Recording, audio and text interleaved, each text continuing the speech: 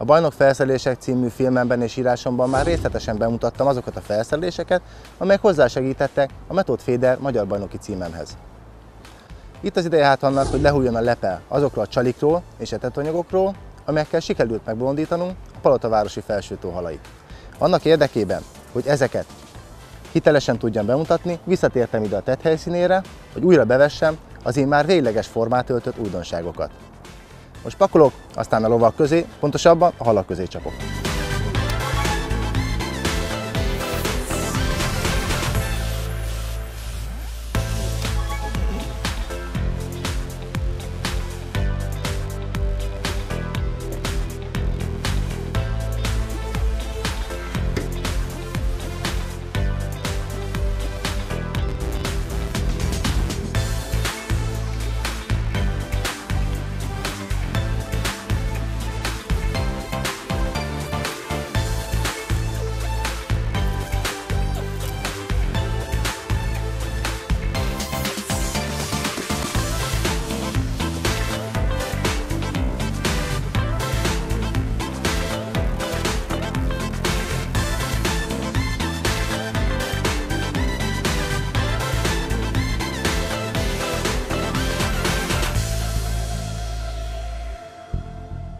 Ennek a víznek az a sajátossága, hogy versenyen akár 50-100 kg-t meghaladó mennyiségű halat is szába kell terelni ahhoz, hogy jó eredményt lehessen elérni. Ezt kereső horgászattal egyszerűen képtelenség összefogdosni, ezért ki kell alakítani egy olyan etetést, amire rádobva szinte biztos, hogy volt ott hal. Ehhez a mi csapatunk egy nagyon egyszerű keveréket használt, amely nem más, mint a haldorádó vattponty. Ez az etetőanyag felmelegedett vízben nagyon hatékony, már önmagában a hófehér színe és egy csalogató hatást fejt ki ebben a rendkívül zavaros vízben. Ám annak érdekében, hogy ne csak látványos, aromás, attraktív legyen az etetőanyag, hanem tartalmas is, tettünk bele magmixet. A tavaszi és az őszi időszakban nagyon egyszerű 3-szoros magmix került bele, míg a nyári felmelegedett vízben teljesavas 4-szeres magmix.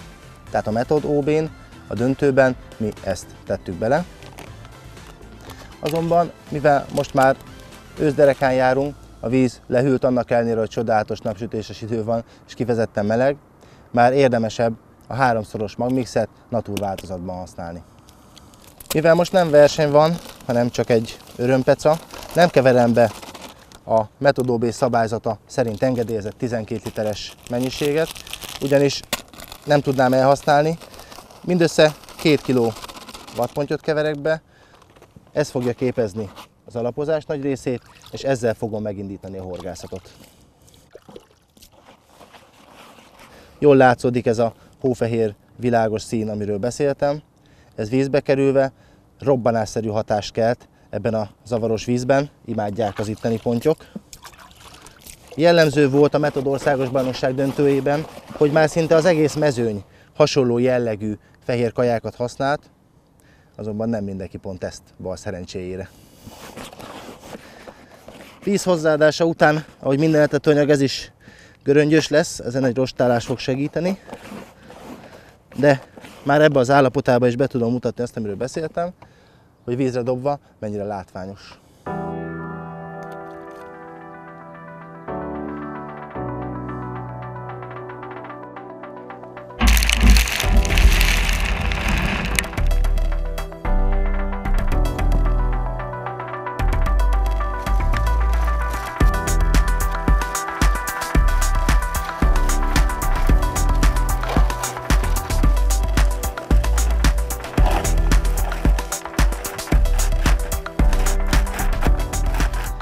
Átrostálva ezt a vattpontkaját, azért az jól látszódik, hogy ez önmagában is már egy tartalmas keverék. De mivel sok halra számítok, ezért ez mind visszakerül az etetőanyagba, sőt, még tovább dúsítom magvakkal. Nagyjából a felét teszem bele. Szerintem az elegendő. Na így aztán már szép dús eledel lett. Ebbe találnak maguknak a pontyok csemegézni valót. A Method OB-n 60 méterre határoztuk meg a horgászati távolságot, és ezen én most sem változtattam. Oda kiklipszeltem a zsinort, és erre a távolságra fogom bedobálni a nagyjából 10 gombócnyi alapozó etetést. Célpontnak a szembe lévő filagóriát néztem ki. Ez elég nagy ahhoz, hogy a horgászat közbeni igyekezet során se tévesszem szem elől. Úgyhogy indítom is az etetést, mert a halak már nagyon éhesek.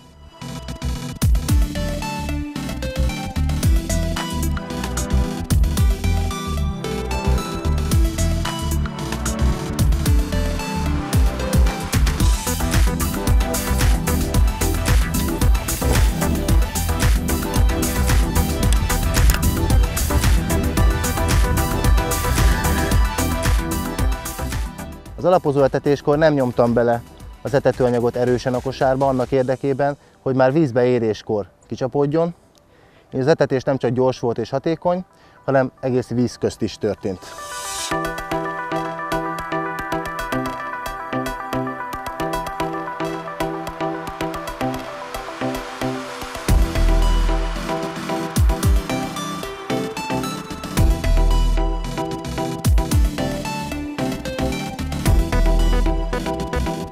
Bekerült az alap, amíg a halak ideérnek, addig bekeverem azt az etetőanyagot, ami az egyik főszereplője ennek a filmnek, de az csak később fog képbe kerülni.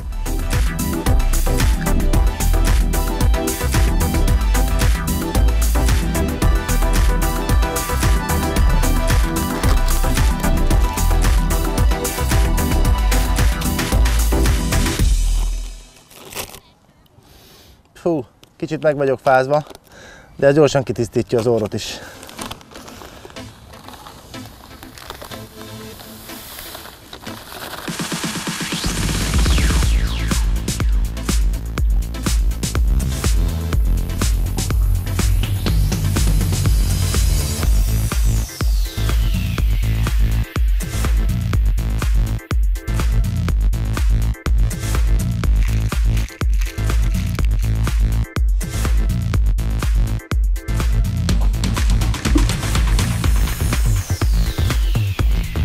Elkészült ez a kaja is, most már ideje pecázni.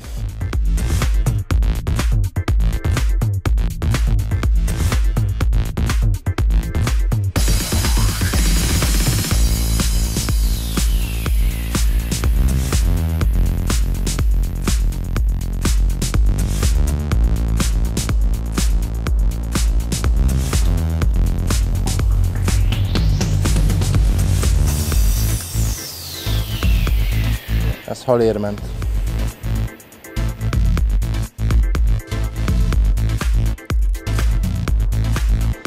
Jellemző volt a versenyen is, hogy etetés után az első hal az mindig ponty. Sőt, nem csak ott ponty, hanem általában az jó hal volt, tehát termetes ponty. Úgy érzem, hogy ez is az lesz.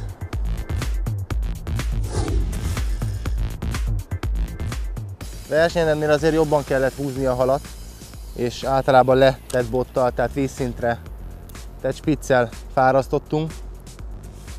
Ugyanis a keresztbe úszó halat azt a legtöbb esetben vissza kellett dobni, mert összeszedte a szomszédnak a csinórját. Nagyon közel vannak egymáshoz a stégek, és azért ezek az 5 kilós halak mennek ám keresztbe.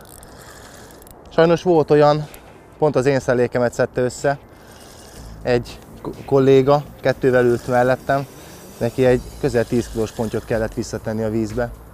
Sajnáltam, de hát a szabályok azok szigorúak. Ez azért messze van a 10 kilótól, de szép méltóságteljesen mozog, úgyhogy azért szép hal lesz. Meg hát versenyen indításnak jött egy ilyen 2-3-4 kilós ponty, az nagyon meg tudta nyugtatni az embert.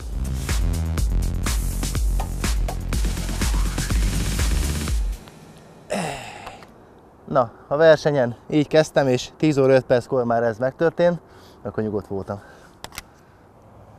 Az etetésnél mondtam, hogy ott lazán gyúrtam a kosárba a gombócot, viszont amikor ráhorgáztam, akkor már rendesen meg kell nyomni a pelletféderbe a kaját, annak érdekében, hogy ne becsobbanáskor oldódjon ki, és a 2-3 percen keresztül kellett valaminek lenni a kosárba, akkor maradjon benne.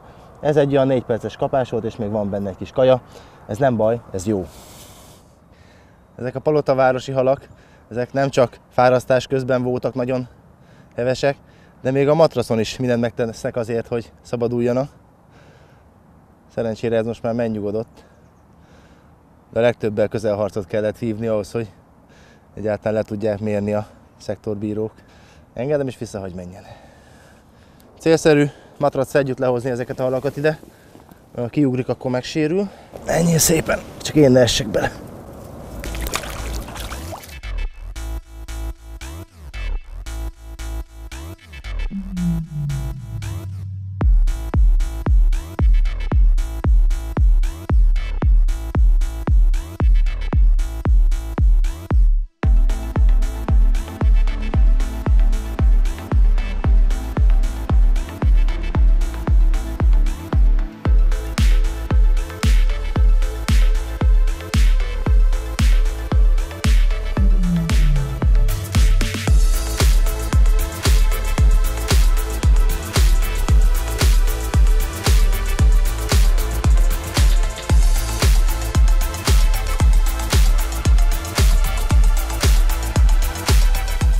Kajának megint nem volt ideje kioldódni.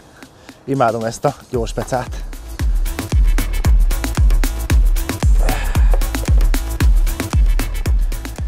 Oldódó ugyan a csali, de szerintem ezt még vissza tudom dobni. Egy halra még jó lesz.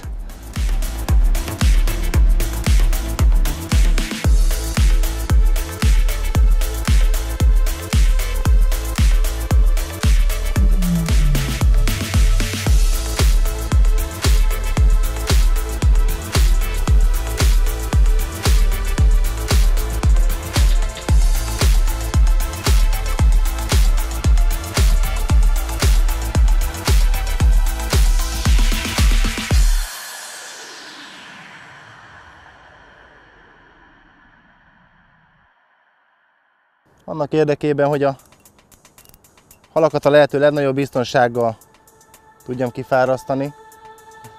Itt a versenyeken minden esetben kötöttem legalább egy fél méter erőgumit a végszerelékbe. Erre azért volt szükség, mert az itteni halak nagyon sokszor meg voltak már akasztva, a legtöbbnek a szája is sérült, és kellett az a plusz rugalmasság, amit ez a gumi biztosított ahhoz, hogy a fárasztás utolsó fázisában ne legyen halvesztés. Ez a gumi egyébként nem mindig a nagy halaknál a leghasznosabb, bár akkor is jól jön, hanem a kicsi 1-2 kilós pontyoknál, amelyek sűrű irányváltással próbálnak megszabadulni. Nagyon rázzák magukat, és általában azok a szák előtt rendre kiverték a szájból a horgot, amíg nem kötöttem bele ezt a gumit. Tehát nagyon hasznos dolog.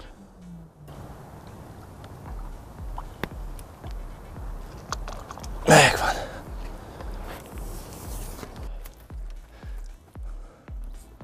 Hosszát meghazudtoló súlya van ennek a jóképű tükrösnek. Ez a szakál nélküli horog így beakadt.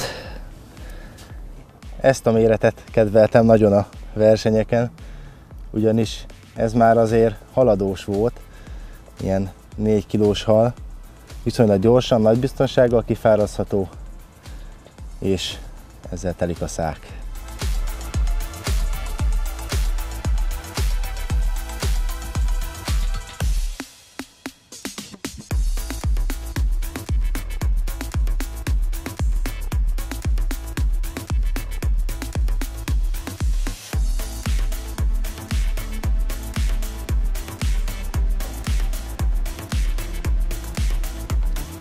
Na, ilyen ebből jön össze a 80-90-100 kg ezen a vizen. Irdatlan mennyiségű hal van itt.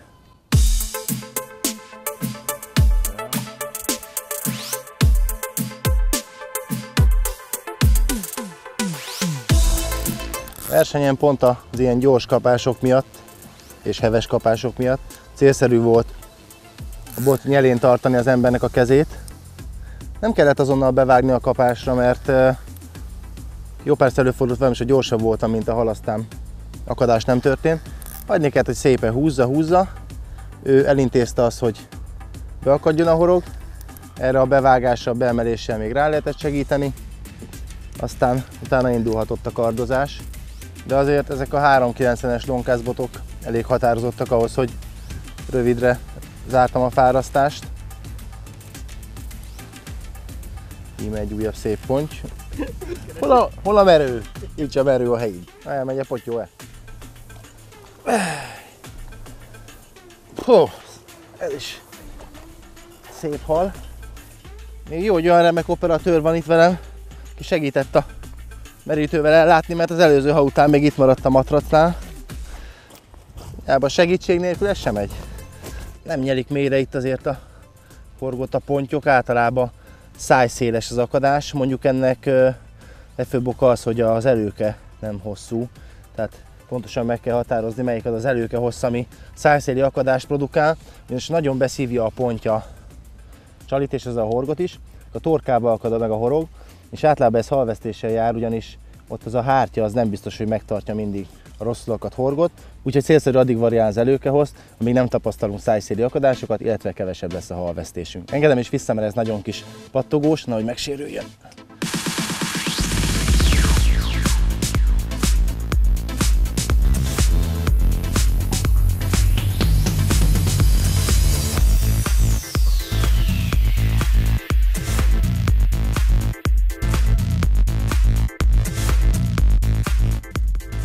Az országos bajnokság döntőjében és az elődöntőben is taktikánk szerves részét képezte az, hogy a versenyidő első felében pelletféder kosárral horgáztunk, annak érdekében, hogy menjen be nagy mennyiségű csalogatóanyag és szemes takarmány, amire oda tud állni a hal. Ez ugyan kicsit lassabb volt, mert pelletféderkosás fékszeréket lassabban találja meg legalábbis a horgot a hal, mint a metódnál, viszont csak így tudtunk nagy mennyiségű kaját bejuttatni. Voltak, akik úgy gondolták, hogy repülőrajtot vesznek azzal, hogy metódszerelékkel kezdenek. Ők viszonylag gyorsan tudtak sok halat fogni versenyidő elején, azonban egy idő után elkopott róluk a hal, miközben nálunk felépült az etetés, és a végén meg tudtuk gyorsítani olyan szinten a horgászatot, amely végén azt eredményezte, hogy több halunk lett, mint nekik. 10 órakor kezdődött a verseny, és olyan fél egykor volt egy pont, amikor érdemes volt már a metódszereléket erőltetni, azért, hogy minél előbb legyen kapásunk. Azonban addigra már nagyon sok etetőanyag és szemes anyag jutott be a vízbe az etetésre, tehát olyan keveréket kellett alkalmaznunk, ami a nagy tömegből kitűnt, ezáltal gyorsan megtalálta a hal, ugye, és vele együtt a horgot is hamar meg tudta találni. Már 2 órája horgászom, ez idő alatt nagyon sok kárászt, kis pontyot, kicsit nagyobb pontyot tudtam fogni, azonban mostanra jött el annak az ideje, hogy lecseréljem ezt a kosarat egy metódkosárra. Most már érezhető, hogy van bent kellő mennyiségű etetőanyag és szemesanyag, ugyanis most már nagyon belassult ez a végszerelék, több percet is kell várnom arra, hogy kapásom legyen. Most megmutatom, milyen etetőanyagot használtam a metódkosaras horgászat során az országos bajnokságon, melyik volt az a csalogatóanyag, amelyikkel a versenyidő végét igazán meg lehetett pörgetni. Az a keverék, amelyet mi itt metódkosárban használtunk, 2019-től a Haldorado Goldfeder család legújabb tagjaként lesz elérhető. Ez Embutrik Carp névre hallgat majd. Mint a nevében is benne van, ez egy vajsavas jellegű etetőanyag, amely nagyon hasonló a vadpontyhoz, azonban ennek jóval erősebb az aromája, és ez kifejezetten metódhorgászathoz lett kifejlesztve. Hogy ez miben nyilvánul meg? Ez az etetőanyag rendkívül gyors oldódású, azonban ennek minden eleme a fenéken marad. Ennek az etetőanyagnak a szemcsézete nagyon változatos, ám ami nagyon fontos, hogy a szemcsék mérete megközelítőleg egyforma, tehát teljesen homogén. Ennek a gyors, egyenletes oldódásnál van jelentősége. Ami még különlegessé teszi ezt az etetőanyagot, még az, hogy ezek a szemcsék kizárólag a fenéken dolgoznak, mind nagyon nehéz, tehát szó szerint leszorítja a halat a kosárhoz, oda, ahol a csalink van. Amit sajnos kamerán keresztül nem tudok megmutatni, az ennek az etetőanyagnak a rendkívül intenzív aromája. Ez teszi ezt igazából nagyon jó metódkajává, és alkalmassá arra, hogy akár egy nagyobb etetést is meg lehessen vele úgy horgászni, hogy ez onnan kitűnjön.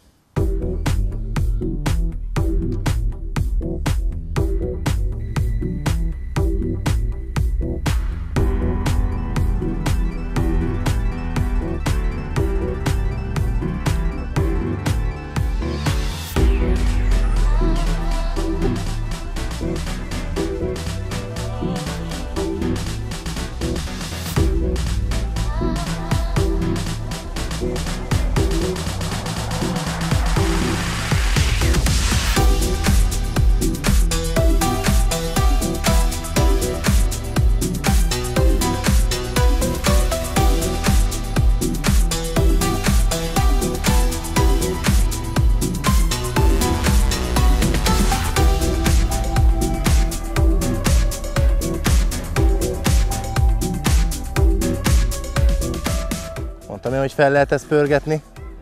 Még a zsinór visszacsalásával bajlódtam dobás után, és már el is húzta a tettes.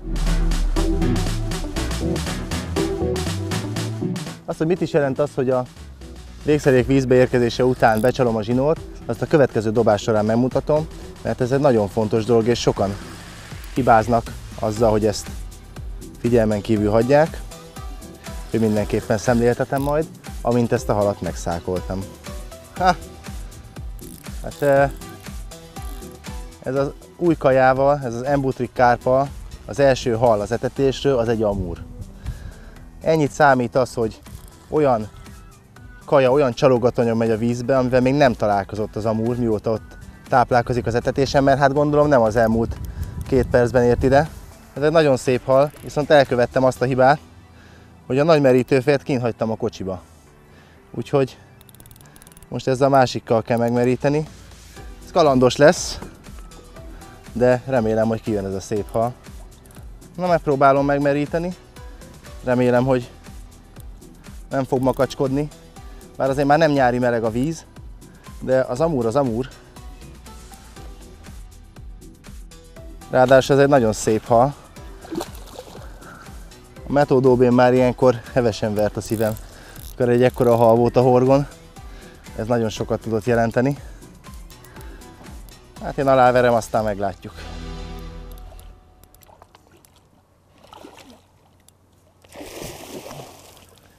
Ez bírja! Vagy nem? 1-0 az amúrnak. De a meccs folytatódik. Na, gyere! Gyere, gyere!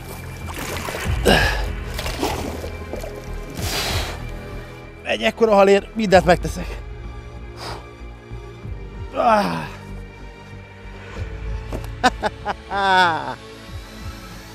Hát soha ne hagyjátok kint a kocsiban a nagymerítőt, különben ezt így kell megoldani, ami nem túl elegáns, de legalább eredményes. Hú, végigéri a matracot.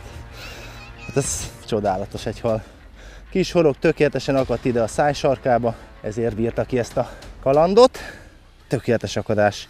Ennél jobbat rajzolni nem lehet. Jó pár nagy csatát megjárt már az öreg harcos, az látszik. Csak sikerült felkelteni az érdeklődését. Ez a hihetetlen, hogy mennyi kaja fér bele egy 25 g-os Long-Cast Method féderkosárba. Hány gram? Minimális, nagyon kevés, és mégis annyira különlegesnek érezte az Embutrik kárp kajának az aromáját, hogy azonnal oda szívott neki. Az ilyen apróságok, az ilyen pici trükkök, ezek azok, amelyekkel versenyt lehet nyerni, és az ilyen szép halakat meg lehet fogni. Nagyon boldog vagyok, hogy ezt meg tudtam nektek mutatni. Na gyere te! Öreg zsivány! Menjél vissza! Ez igen. Hát maradt még benne tartalék. Én annak szoktam örülni, amikor a ruházatomon is látszik, hogy jót horgászok. Itt a matrac mellett térdelés, az egy jellegzetes kosz volt, és hát ugye, amit az amúr művelt visszaengedéskor, kellemes foltok ezek. Na de akkor nézzük is, hogy miről beszéltem a hal előtt, mi az a visszacsalás. Dobom, elmegy klipszig, putty. Ilyenkor visszacsapom a felkapókart, ami a levegőben a zsinór, azt még beszedem, és leteszem a botot, anélkül, hogy megfeszíteném a zsinórt. Ekkor a zsinór ráesik a vízre, a spic belazul, és szépen lassan, apró tekerésekkel csalom be azt a zsinórt, ami a dobáshoz szükséges volt. Ezt úgy csinálnám, hogy bedobásnál azonnal megfeszítem, illetve zsinórsülyeztő mozdulatokkal rángatnám a botot, azt érném el, hogy a kosarat az optimális pozícióból elrántanám, elhúznám, és már nem lenne olyan gyorsan kapás, mint ugye az előbb volt. Nagyon fontos dolog ez, ha bár apróságnak tűnik. Megint tekerek egy picit. Ugye a 25 vagy 35 g-os Long-Cast Method féder azért nem egy nehéz kosár, az könnyen elhúznám onnan. Addig tekerem, míg vagy meg nem feszül, vagy a hal ki nem veszi a kezemből a botot. És ott van, már ki is veszi a kezemből a botot a hal. Amikor ilyen szinten felpörög a peca, hogy pár másodpercen belül kapás van, akkor már lehet azért abba bízni, hogy ez a végéig kitart ez a lendület. És ilyenkor egy a feladat, minél gyorsabban szákba terelni a halat, minél gyorsabban a fárasztási procedúrát letudni, és visszadobni a helyre, hogy minél több halat lehessen a mérlegre helyezni a végén. A versenyen azért ennél lehet nagyobb tempót diktálni, főleg, hogyha már a 4. óránál ilyen 50-60 kilónál jártam, akkor azért ilyenkor már belehúztam, hogy legyen azért súly a mérlegen. Hopp, hopp. Nyilván nem csak a 8 kilós amurok veszik fel ezt a csalit, de ez a hal épp úgy hozzájárul a sikerhez, mint a nagyobb, és ez egész pontosan 1,5 percet vett igénybe, úgyhogy ezzel is telik a szák, és szépen haladunk a cél felé. Egyetlen dologról nem esett még szó, az pedig maga a csali. Nem titok, hogy mi Döme Gáborral nem csak a magyar bajnokságot megelőző héten készültünk erre a versenyre, hanem tulajdonképpen tavasz óta járunk ide különböző felkészülési versenyekre, ahol nagyon sok hasznos tapasztalatot szereztünk. Ezek között volt az is, hogy ezek a halak, amelyek itt a Palotavarosi Felsőtóban laknak, borzasztó nagy terhelésnek vannak kitéve. Tulajdonképpen hétről hétre meg vannak fogva, hiszen minden hétvégén 1 vagy 2 verseny van itt, és ezek általában teltházasak. Ez azt jelenti, hogy a halak hétről hétre kikerülnek a partra, meg vannak fogva, meg vannak szúrva. Így aztán, amelyik már 1-2-3 ilyen kalandot megélt, az már kétszer is meggondolja, hogy milyen csalit vegyen fel. A másik, ami feladta a leckét, az pedig az volt, hogy olyan csalit kellett találnunk, olyan kisméretű csalit kellett találnunk, amely ebben a rendkívül zavaros vízben is jól látható. Tehát nem csak a hal ízlelését és a szaglását használtuk ki ahhoz, hogy megfogjuk őket, hanem magát a látását is. Miközben a megoldáson dolgoztunk, feltűnt nekünk az is, hogy nem csak mi keresünk az előbb említett tulajdonságokkal rendelkező csalit, hiszen hétről hétre, napról napra kapunk olyan leveleket, olyan megkereséseket, hogy miért nincs a mi kínálatunkban a fluo oldódó levegő pelletekhez hasonló tulajdonsággal bíró, de attól jóval kisebb méretű és kisebb felhajtó erejű csali. Olyan, amit finom metodozásra is lehet használni. Nem ért minket váratlan ez a feladat, ugyanis a fluo oldódó lebegő pelletek a palettánk legnagyobb darabszámban eladott termékei. Azonban a fédeltechnika is változik. Egyre nagyobb igény van a metódhorgászathoz használható csalikhoz, és hát be kell vallanunk őszintén, hogy ez a 12 és a 16 mm-es csali, ez a metodozáshoz bizony picit nagy. Így aztán meghatároztuk azt a méretet, amelyik a legoptimálisabban használható a kisméretű, illetve a közepes méretű metódkosarakhoz. Ez a méret a 8 mm. Ebben a méretben alkottuk meg ezt a Fluo Method Wafter névre hallgató csalit. Igen, nem pop-up, hanem wafter. Ez azért fontos, mert a Pro Method pellet 5 és 7 mm-es változatban már rendelkezésre áll, tehát kisméretű pop-up csali már van, azonban olyan, ami wafter és emellett oldódik, olyan még nincsen kisméretben. Ez a Fluo Method Wafters család egyébként ugyanazokban az ízekben kapható, mint a Fluo oldódó lebegőpelletek. Egy valami újdonság van az ízekben, mégpedig az, hogy bekerült a családba a Brutal Liver, tehát brutális máj ízesítésű, ami egyébként Fluo oldódó lebegőpellet formájában is kapható lesz a 2019-es évtől. De hogy miért is előnyös a Wafters, tehát a kikönnyített csali használata? Erre mi itt Palotavarosi Felsőtavon kaptuk meg az egyértelmű választ. Ugyanis a versenyidő felére már olyan mennyiségű hal torlódott össze az etetésre, amelyek azt eredményezték, hogy nagyon sok volt a beleúszás, illetve a testkapás. De ez volt a kisebbik baj. A másik az volt, hogy a kisméretű pop-up csalit, amelyet a metódkosár tetejére tettünk, és azt oda bedobtuk, az ahogy elkezdett oldódni a gombóc, a halak elkezdték azt turkálni, hiszen nagyon hamar megtalálták azt, és a csalit az uszonyukkal, a testükkel elsodorták az optimális pozícióból, elég messzire a kosártól, és már nem volt olyan gyorsan kapás, mint azt mi elvártuk volna. Ekkor kerültek képbe ezek a csalik. Ezek ugyanis a metódkosárba, vagy a metódkosár tetejére téve, ezek nem törnek fölfelé, mint a pop-up csali, nem emelkedik ki a kosárból, hanem szépen elfekszik annak tetején, vagy magában a gombócban. Ez azt jelenti, hogy ha a hal odaszív a kosárnak, akkor biztos, hogy ezt a pillekönnyű csalit, ezt fel fogja szippantani. és az ilyen uszonyos kapásokkal sokkal nehezebben tudta a hal elsodorni az optimális pozícióból. Jó metodozásról beszélünk, itt amit arrébb lehet sodorni a kosártól a csalit, az maximum 10-12 cm.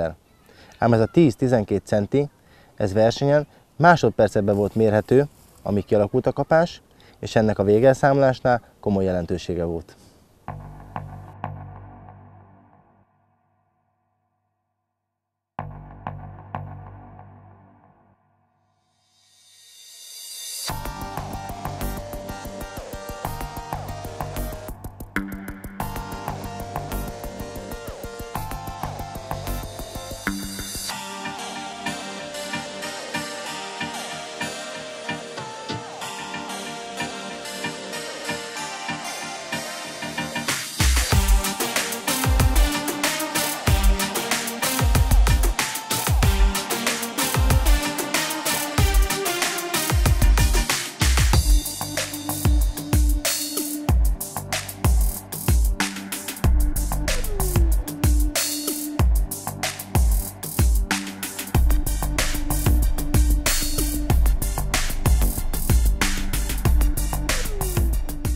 Ez az embutrik kápkaja azért így még ősszel is evésre készteti ezeket a gyönyörű torpedókat. Nagyon szép hal, mekkora úszonyai vannak. Nagyot küzdöttünk, de én voltam az ügyesebb ma. Ennyi harcos. Na, ezt már szeretem. Ezek az amurok, amilyen gyorsan jönnek, olyan gyorsan mennek is. Azt az előbb már említettem, hogy az új Fluo Method Wafter csalik a fluo oldódó lebegő peletekkel azonos ízekben kerülnek forgalomba, azonban legalább olyan fontos, hogy milyen színekben. A brutális máj sötétbarna, a tüzes ponty élénkpiros, a csilisfahéj narancsárga, az édes ananász sárga, a kék fúzió természetesen kék, és a vadszilva pedig lila színű. Így aztán nem csak az ízekkel, hanem a színekkel is tudunk alkalmazkodni a halak étvágyához és a halak igényeihez.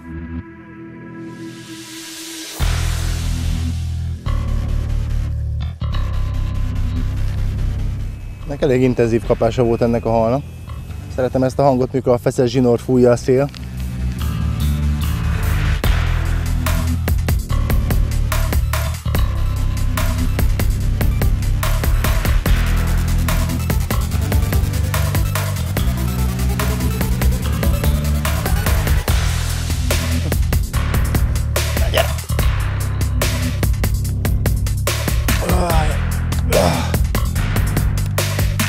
Ellenkezett. Szép egészséges tükörponty, nagyon gazdag ennek a víznek a pontyállománya. Ugye ebből a tóból nem lehet halat elvinni, nagyjából állandó az állomány, sőt, gyakran után telepítenek, nagyon komoly halállománnyal rendelkezik a víz. De hát ettől ilyen legendás és jó versenypálya. Az ebben a filmben bemutatott, végletekig kidolgozott taktika eredményezte azt, hogy végül magyar bajnok lettem. Azt azért érdemes megemlíteni, hogy a hazai versenyhorgászat élvonala világszínvonalon elismert. Éppen ezért egy ilyen rendkívül erős mezőnyben ilyen eredményt elérni nagyon jó érzés, és csak nagyon ritkán adatik meg a legjobb horgászoknak is, nem még nekem. Egy ilyen cím, ahogy egyetlen versenygyőzelem sem hullik bele az ember ölébe. Sőt, még a legtöbbször akkor sem kapja meg valaki, hogyha úgy érzi, hogy az neki kijár. Mindenért kőkeményen meg kell dolgozni, és fél lépéssel mindig a versenytársak előtt kell járni, ahhoz, hogy meglegyen ennek az eredménye. Hiába a sok munka, sok gyakorlás, elhivatottság, beleölt energia, hogyha hiányzik egy pici apróság, ami az összes többit már csak majdnem eléggé teszi. Bízom benne, hogy az általán bemutatott, már bizonyított etetőanyagok és csalik segítenek nektek is a céljaitok elérésében. Ha ez egy versenygyőzelem, akkor abban, de ha csak egy jót horgáztok segítségükkel, akkor már megérte.